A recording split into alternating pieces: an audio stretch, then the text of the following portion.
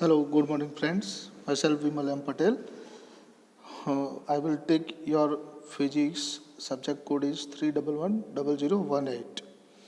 તો મિત્રો આજે આપણે ફિઝિક્સનું યુનિટ 1 જોઈશું. આપણે ટોટલ 5 યુનિટ છે, એમાંથી એક્ઝામલક્ષી જે ઇમ્પોર્ટન્સ યુનિટ છે એને શરૂઆતથી લઈશું. જેમ જેમ ઇમ્પોર્ટન્સ વધારે હશે એ ક્વેશ્ચનને શરૂઆતમાં કવર કરવાનો ટ્રાય કરીશું. બરાબર છે? તો આશા રાખું છું કે સૌથી પહેલાં જે મેં તમારા ગ્રુપમાં મટીરિયલ મોકલેલું છે એની એક હાર્ડ કોપી તમારી જોડે રાખશું, કે જેના કારણે તમને સમજવામાં બેટર ફીલ આવે. બરાબર? તો આજે આપણે પહેલો જ યુનિટ છે જેનું નામ છે ઇલેક્ટ્રોનિક મટીરિયલ. બરાબર છે? તો આ ઇલેક્ટ્રોનિક મટીરિયલ એ નામ ઉપરથી જ તમને ખ્યાલ આવી જશે. Electronic material they are use by the semi conductor material. બરાબર મિત્રો, સેમી કન્ડક્ટિંગ મટીરિયલમાંથી દરેક ઇલેક્ટ્રોનિક્સ આઇટમો બનાવવામાં આવે છે કે જેના કારણે એની એફિશિયન્સીમાં ખૂબ જ વધારો છે. તો આ ઇલેક્ટ્રોનિક્સ મટીરિયલ બનાવવા માટે સેમી કન્ડક્ટિંગ મટીરિયલની કઈ કઈ પ્રોપર્ટીનો અભ્યાસ કરવો પડે, એ શાના કારણે બહુ ઉપયોગી છે ઇલેક્ટ્રોનિક્સ મટીરિયલ માટે, એ બધી જ થિયરીનો અભ્યાસ આપણે આ ઇલેક્ટ્રોનિક્સ મટીરિયલમાં કરવાના છીએ. બરાબર છે? આપણું આખું ફિઝિક્સ છે જે ઇલેક્ટ્રોનિક્સ સેમી કન્ડક્ટિંગ મટીરિયલ ઉપર આધારિત છે, જેમાંનું પહેલો યુનિટ છે ઇલેક્ટ્રોનિક મટીરિયલ. તો મિત્રો, આપણે જાણીએ છીએ કે there are three types of material. One is conducting material, another is semiconducting material, and third one is insulating material. બરાબર છે? તો કંડક્ટર, સેમિકન્ડક્ટર, ઇન્સ્યુલેટર એ ત્રણ મટીરિયલના પ્રકાર થયા. બરાબર છે? તો આ બધા જ જે ઘન સ્વરૂપના મટીરિયલો છે, મીન્સ સોલિડ, તો there are three different types of solid are there. બરાબર છે મિત્રો? ત્રણ જુદા જુદા સોલિડ્સ પણ હોય છે. એના વિશેનો આપણે આ પહેલો જ ક્વેશ્ચન છે કે ટાઈપ્સ ઓફ ધી સોલિડ્સ. તો મિત્રો, આપણે જાણીએ છીએ કે કોઈ બી મટીરિયલ હશે તમારું, એ તમારું મટીરિયલ શામાંથી બનેલું હશે? અણુ, પરમાણુ, અથવા તો જેને તમે એટમ્સ, મોલિક્યુલ્સ કહેતા હો છો. બરાબર? આ કોઈ પણ એક મટીરિયલ છે જેના જુદા જુદા એટમ્સ મેં અહીંયા દર્શાવેલા છે, એમાંથી એ મટીરિયલ બને છે. તો આ જે એટમ્સ છે તમારા, આ એટમની એરેન્જમેન્ટ, એ સોલિડની અંદર એટમ્સની એરેન્જમેન્ટ, એના આધારે આ સોલિડના ત્રણ પ્રકારો પડતા હોય છે. બરાબર છે? જે આપણે અહીંયા ચર્ચા કરીશું. બરાબર છે? તો સૌથી પહેલાં જોઈએ કે એટમની એરેન્જમેન્ટના આધારે ત્રણ પ્રકાર છે. એમાંનો પહેલો પ્રકાર છે એમોર્ફસ સોલિડ. બરાબર મિત્રો? જો કે કોઈ તમે એક સોલિડ લો છો, આ સોલિડની અંદર અણુ અથવા પરમાણુ અથવા આયન્સ, એટમ, મોલિક્યુલ, આયન્સની અરેન્જમેન્ટ રેન્ડમલી થયેલી હોય, એટલે કે અસ્તવ્યસ્ત હોય, કોઈ ચોક્કસ પેટર્ન ઉપર આધારિત ના હોય. તો આવા કોઈ સોલિડ કે જેની અંદર અણુ પરમાણુની ગોઠવણી ચોક્કસ રીતે થયેલી નથી હોતી, એને આપણે શું કહીશું? એમોર્ફસ. બરાબર છે? જે અહીંયા આપણે લખેલું છે, જો no fix pattern of arrangement of particle in solid. કોઈ ફિક્સ પેટર્નમાં આ અણુઓ અથવા પરમાણુઓ ગોઠવાયેલા હોતા નથી, તો એવા સોલિડને આપણે શું કહીશું? એમોર્ફસ. એના ઉદાહરણો મિત્રો આપેલા છે અહીંયા.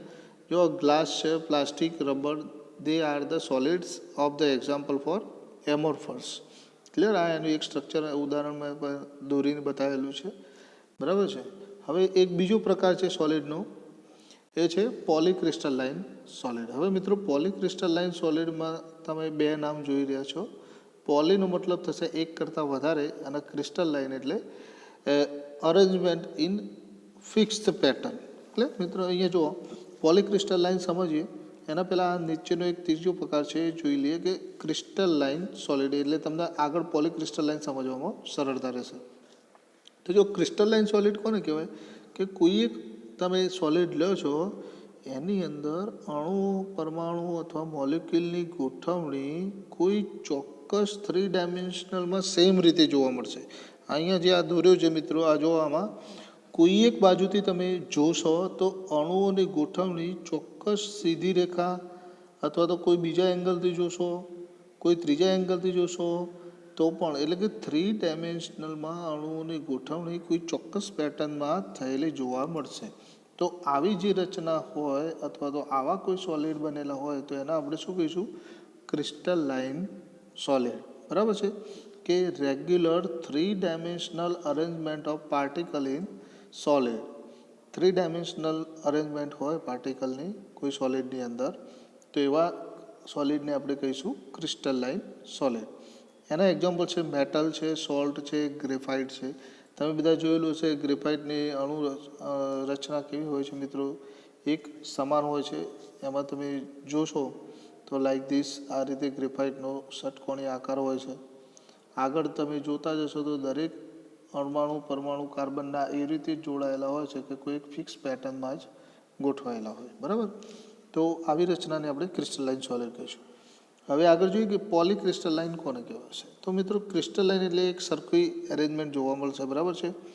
પોલી એટલે એક કરતાં વધારે મેટલ્સ અથવા તો એલોઇસ અથવા તો સેમી કન્ડક્ટિંગ મટીરિયલ ભેગા કરો અને એનો કોઈ એક બીજો સોલિડ બનાવો. એલોઇસ એટલે મિશ્ર ધાતુ, લોખંડ છે, નિકલ છે, એને ભેગું કરી દો. લોખંડ, નિકલ, કોપર, કોબાલ્ટ, આ બધું ભેગું કરી દો અને એનો કોઈ એક સોલિડ બનાવો, તો એ શું થઈ જશે? Polycrystalline solid. ખ્યાલ આવે? ક્રિસ્ટલાઇન એટલે એક રેગ્યુલર શેપ જોવા મળશે. જો મિત્રો આ જે પોલીક્રિસ્ટલાઇનનું સ્ટ્રક્ચર મેં બતાવેલું છે એમાં તમે જોશો કે કોઈ એક પર્ટિક્યુલર પાર્ટ હશે એ રેગ્યુલર અરેન્જમેન્ટ બતાવે છે, એના બાજુનો પાર્ટ હશે એની અરેન્જમેન્ટ જુદી હશે, એના બાજુનું હશે એની અરેન્જમેન્ટ જુદી હશે, એના બાજુનું હશે એની અરેન્જમેન્ટ જુદી હશે. એટલે કે પોલીક્રિસ્ટલાઇનમાં એક ચોક્કસ 3D સ્ટ્રક્ચર જોવા મળશે, પણ એ થ્રુ આઉટ આખા સોલિડમાં જોવા મળતું નથી. કેમ કે એમાં જુદા જુદા મેટલ્સ અથવા મટીરિયલ્સનો ઉપયોગ થયેલો હોય છે, જેના કારણે એનું ચોક્કસ સ્ટ્રક્ચર હોતું નથી, પણ સીમિત સમયમાં અથવા તો સીમિત એરિયામાં એ સ્ટ્રક્ચર ચોક્કસ હોય છે. કે જે મટીરિયલ હોય એલોઇસમાં, ધારો કે 3 જુદી જુદી વસ્તુઓમાંથી આપણે એલોઇસ બનાવ્યું હોય, તો એ આયર્ન હોય તો આયર્નનું ચોક્કસ સ્ટ્રક્ચર જોવા મળશે, કારણ કે એ ક્રિસ્ટલાઇન છે, મેટલમાં આવેલી. સેમી કન્ડક્ટિંગ હશે તો પણ એ ચોક્કસ મટીરિયલ જોવા મળશે. પછી પાછું આવશે કોબાલ્ટ, તો એનું પણ ચોક્કસ મટીરિયલ શેપ જોવા મળશે. પણ આ ત્રણનું ભેગું થઈને તમે સોલિડ બનાવ્યું છે, એટલે કે સતત આખા સોલિડનું સ્ટ્રક્ચર સેમ જોવા મળશે નહીં. અહીંયા જે જુદા જુદા ભાગ બતાવેલા છે એ રીતે જુદું જુદું કલરનું સ્ટ્રક્ચર જોવા મળશે, જે અહીંયા તમને ક્લિયરલી દેખાય છે, બરાબર. આ દરેકે દરેક ભાગનું સ્ટ્રક્ચર જુદું છે, કારણ કે એમાં એક કરતાં વધારે મટીરિયલ હોય છે, બરાબર. તો શું કહે છે કે in this polycrystalline solid it is not possible to see clearly the shape of crystal. જે ક્રિસ્ટલાઇન મટીરિયલ હતા એમાં આખું થ્રુ આઉટ જે એક જ શેપ જોવા મળે છે એવો અહીંયા જોવા મળશે નહીં. કેમ? તો કે because many small micro size crystal are tightly packed together without any specific order. નાના નાના જુદા જુદા બંધારણવાળા ક્રિસ્ટલાઇન સોલિડ એકબીજા સાથે જોડાયેલા હશે અને એનું પોલીક્રિસ્ટલાઇન બનાવે છે, એટલે સતત એક જેવું સ્ટ્રક્ચર જોવા મળશે નહીં. એના ઉદાહરણ મિત્રો જુઓ કયા આપેલા છે. એલોઇસ એટલે કે મિશ્ર ધાતુ, semi conductor, prepared at the particular temperature. કેમ કે આ પોલીક્રિસ્ટલાઇન બનાવવા માટે એક અથવા વધારે મટીરિયલ ભેગા કરવા પડે, એના માટે કોઈ ટેમ્પરેચરે એમને બધા મેલ્ટન ફોર્મમાં એટલે કે પ્રવાહી સ્વરૂપમાં લાઈન ભેગા કરવા પડે છે, એટલે કે પર્ટિક્યુલર ટેમ્પરેચરે પોલીક્રિસ્ટલાઇન અવેલેબલ થશે. તો આ મિત્રો આપણી જે ફર્સ્ટ થિયરી છે કે ઇલેક્ટ્રોનિક મટીરિયલ સમજવા માટે આપણે 3 સ્ટ્રક્ચર જે છે એ ભણવા પડશે.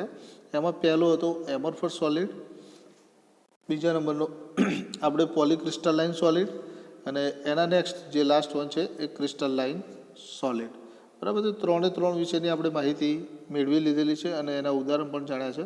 તો આગામી એક્ઝામમાં 3 માર્ક્સમાં જો પૂછાય કે describe the types of solid, તો સરળતાથી તમને એ ખ્યાલ આવી જશે, બરાબર છે મિત્રો.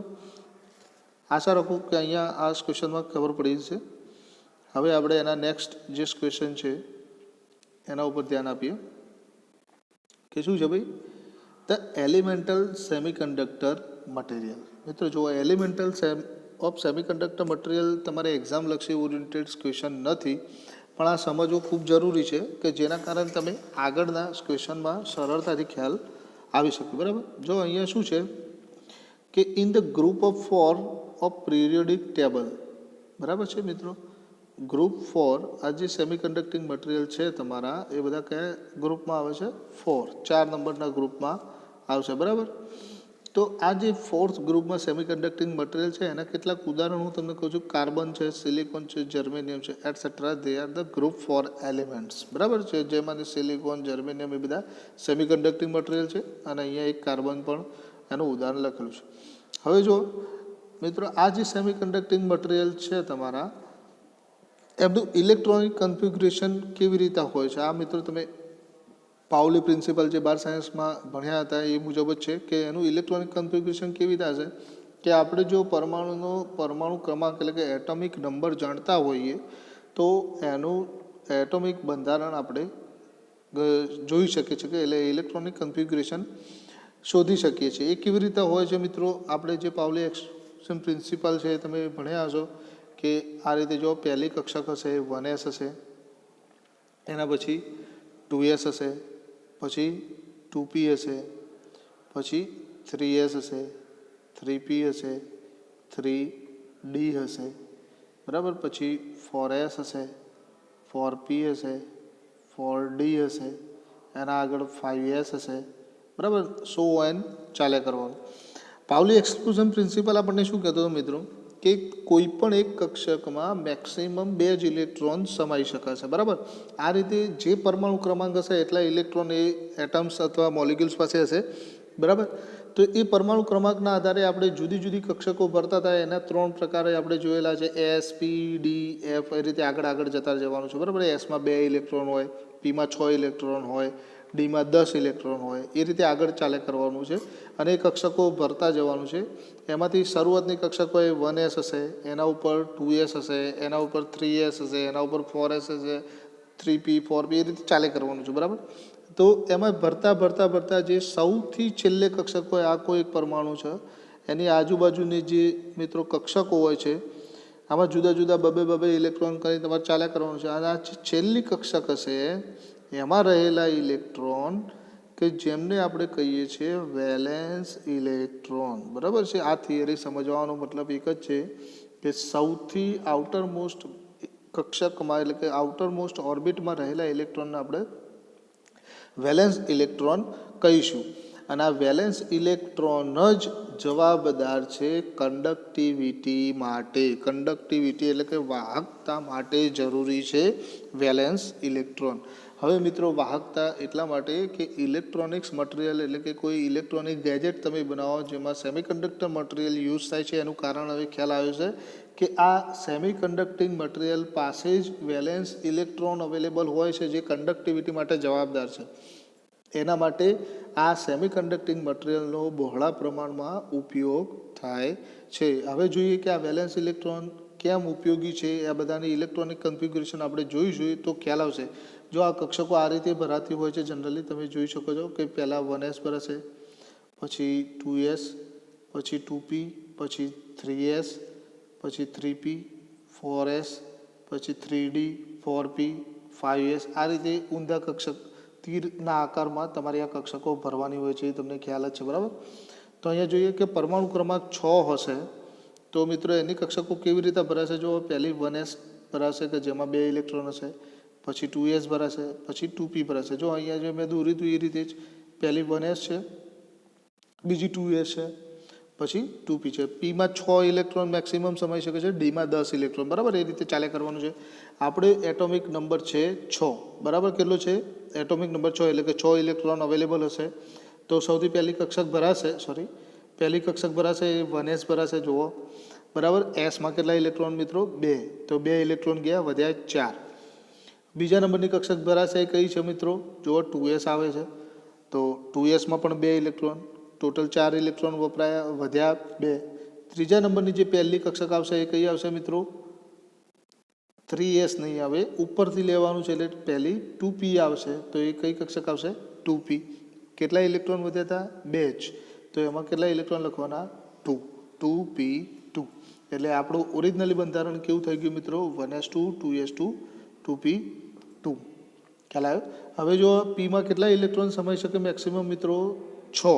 તો એ પૂર્ણ કક્ષક ભરાયેલી કહેવાય. પરંતુ અહીંયા 2 જ ઇલેક્ટ્રોન છે તો એનો મતલબ શું થશે મિત્રો કે આની પાસે વેલેન્સ ઇલેક્ટ્રોન છે. કેટલા વેલેન્સ ઇલેક્ટ્રોન? 2.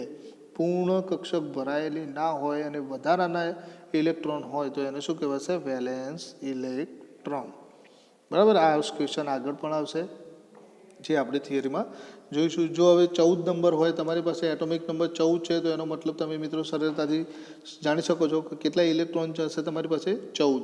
તો એની કક્ષકો ભરીએ ફરીથી 1s, 2s, 2p, 3s, 3p,